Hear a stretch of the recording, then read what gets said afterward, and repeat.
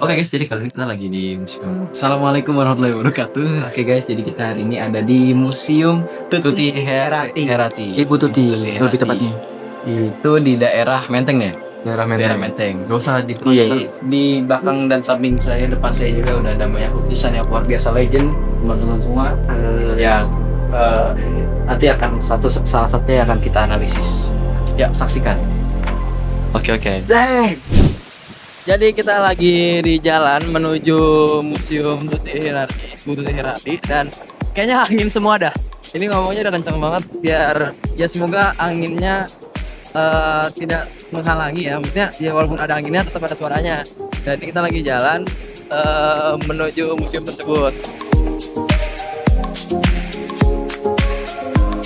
Halo. Asik.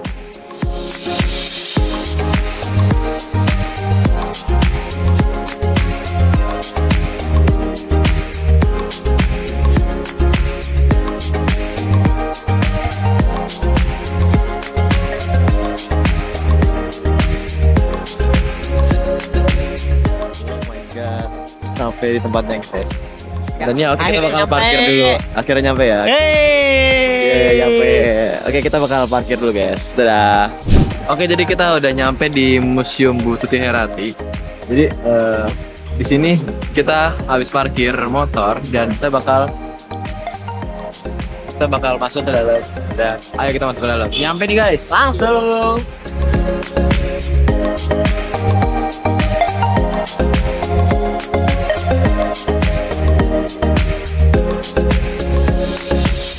Ini pemesanan tiketnya. Reservasi di sini dan udah sampai kita mau di next end. Oke guys, jadi kita baru aja reservasi ya, baru reservasi dan kita udah ada rotas di dalam sini dan kita bakal ke dalam tuh.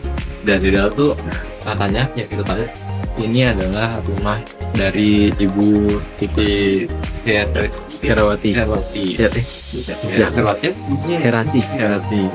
Nih, ada nggak? Nah, isinya nanti. Ya, jadi kita baru aja nyampe dan baru juga udah kita sudah registrasi udah semua. Kita bakal belok dan ada guide yang bakal ngejelasin kita dalam. Tapi kita bakal keliling-keliling di dalam museum ini dan kita stop baru kita masuk. Kita gas. Let's go. Berarti yang bikin harga sebuah lukisan mahal tuh apa sih, Kak? Sebuah lukisan lokal biasanya karena para teknisnya yang sangat luar biasa, atau karakter personal dari seniman itu. Berarti branding, betul, dan relasi.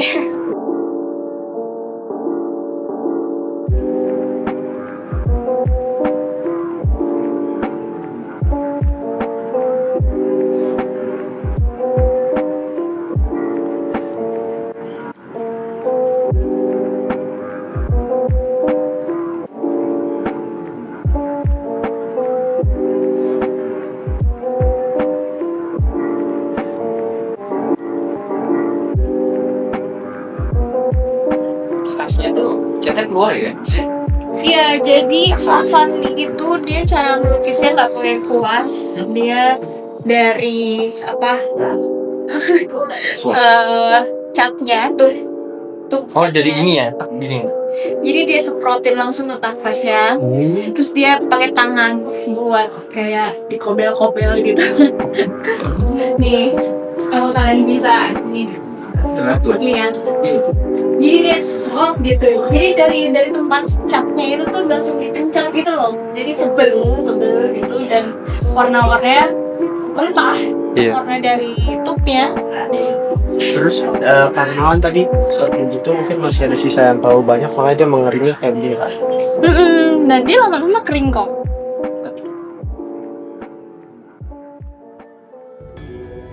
Oh yes, kita sudah masuk ke part inti dari video ini. Karena di video ini inti utama kita adalah mengapresiasi suatu karya. Dan kali ini kita bakal mengapresiasi karya dari Yanuar Ernawati. Oke, jadi karya ini bisa dilihat sini. Karya ini diberi judul Penyerbuan Kuda-Kuda Bercula. Nah, jadi karya ini kuda-kuda muncul dapat lihat dari sini ada gambar kuda-kuda berbagai merah yang memiliki cula dan oh ya kan ini dia dibuat di media kanvas dengan panjang 130 dan lebar 97 cm. Karya ini dibuat pada tahun 1997 dan kalau misalnya kita lihat ini lukisan itu memiliki tekstur yang kasar. Bisa lihat dari sini biar lebih dekat gitu kan, dia agak kasar warnanya. Ininya kan bentuk tekstur kasar dan dia memiliki gambaran yang menurut saya cukup kontras walaupun saya warnanya sedikit agak gelap gitu ya temanya. Jadi dia walaupun temanya agak gelap itu kan nggak yang cerah gitu kan, cuma dia tetap memiliki kesan gelap terangnya. Di sini kita gelap dan di atasnya terlihat terang. Dan tadi saya sudah pernah lihat kalau soalnya seperti judul dia kan penyerban kuda-kuda, jadi pasti banyak kuda di sini. Oh di sini sedang ada kuda dan manusia, di sini juga ada. Ya tumbuhan kecil di sini. Ada sosok, warna-warni. Ya udah warna-warni. Dan di sini juga ada tulisan yang larangnya dan warna-warni. Nah di sini nih Bali 1997. Jadi mungkin di part apresiasi karya dan kita mendeskripsinya segitu dulu. Kita bakal lanjut ke yang selanjutnya. Assalamualaikum. Oke. Di sini kita masuk ke penjelasan analisis formal. Oke, dimulai dari warnanya terlebih dahulu. Nah, yang pertama itu di sini bisa kita lihat kalau misalnya pada gambar ini, pada lukisan ini itu difokuskan terhadap kuda-kudanya, kuda berculanya ini dengan warna yang variatif. Ada dari biru, kuning, putih, merah, lalu ada orange, ada kuning agak kehitaman, Emas gak sih? ya itulah. Lalu ada silver, perak, dan semacamnya. Tapi mungkin di sini memang berbeda ya dengan kuda di kehidupan nyata yang dimana rata-rata kan memang warna rata yang warna coklat ataupun hitam.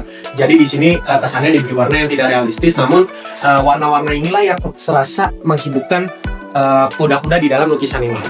Lalu kita masuk ke garis dan bentuk. Oke, di sini kita mulai lagi. Itu dari garis kuda di sebelah sini itu dibikin panjang sampai ke kepalanya, namun dengan bentuk yang ramping. Nah di sini tuh kayak ninggalin posisi sederhana gitu aja sih di bagian kuda-kudanya untuk bentukan garis dan bentuknya. Lalu masuk ke komposisinya. Di sini komposisinya ini tuh kita bisa melihat dari diagonal yang sebelah kiri bawah itu, jadi kayak dari pandangan orang awam saya itu kita bisa melihat dari masuk lalu kita melihat ke lukisannya, kita lebih terarah ke dari kiri, lalu kita melihat perlahan-lahan miring sampai ke bagian kanan atas.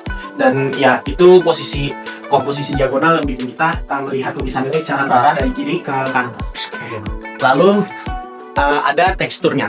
Nah di sini itu kalau misalnya kita lihat lebih dekat, itu teksturnya itu agak sedikit kasar, dimana itu mungkin bekas cat dari si pelukis yang tebal, lalu akhirnya mengeras, dimana dari sini kita bisa melihat sisi ekspresif dari pelukisnya, dimana mungkin pelukisnya bersemangat dalam hal melukis kuda-kuda dengan cula ini sehingga membuat teksturnya agak kasar di permukaannya. Oke. Lalu yang terakhir itu ada ruang. Di ruang itu sendiri mungkin kita bisa melihat dari perspektif si pelukis, dimana ya kalau misalnya kita lihat secara gamblang kan ini nggak realistis lah terhadap dunia kita. Jadi ini lebih ke memainkan ekspresi dari si pelukis, dimana si pelukisnya ini atau Yanuar Ernawati itu berpikir secara di luar kotak lah ya kalau kata orang-orang, di luar kotak untuk membuat suatu suatu lukisan yang baru dan lebih spesifik.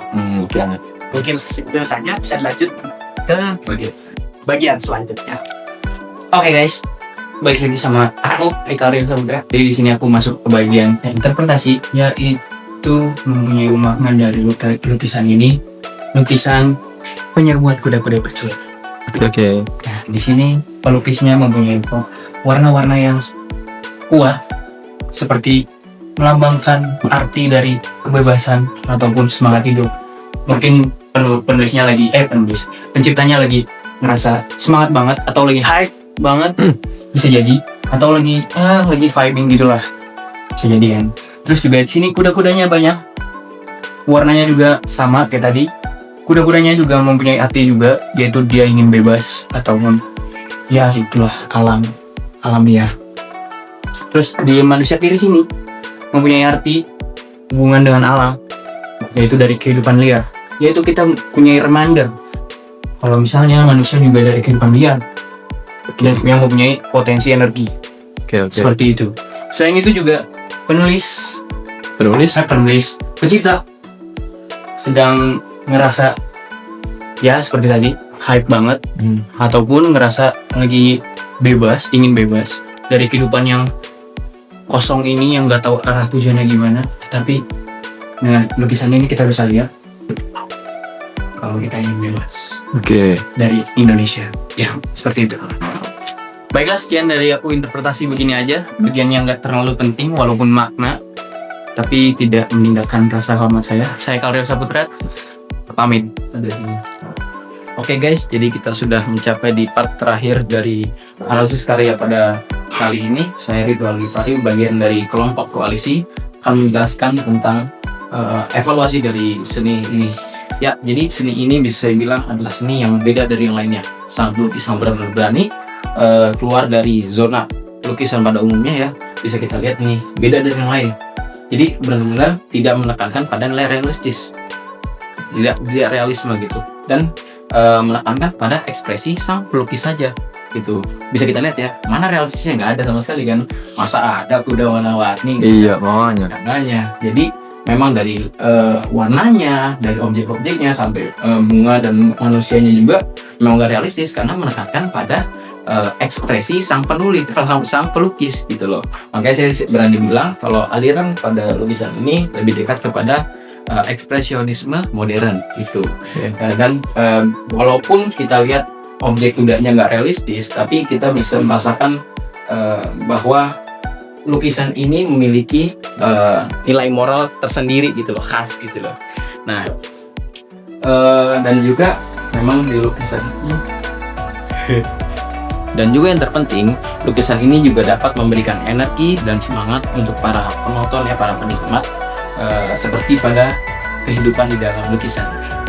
Luar biasa keren guys. Beri aplaus untuk Bapak ini, Bapak atau Ibu Yanuar Ernawati sini. Oke, jadi segini dulu video dari tim koalisi kali ini. Jangan lupa tinggal like, share, komen, dan subscribe. Karena subscribe dari kan dapat membantu channel gua. Semoga kalian semua masuk surga guys. Amin. Baik, saya Rito, Saya Ridwan. saya Eka. Dan saya Fatan. Kurang lebihnya mohon maaf. Kami pamit undur diri. Wassalamualaikum warahmatullahi wabarakatuh. Limbah-limbah kain untuk jangan saya tidak boleh sampai Haikal. Haikal mau pacar aku. Ya aduh, Kak salah Kak. Waduh, salah. Kak salah Kak.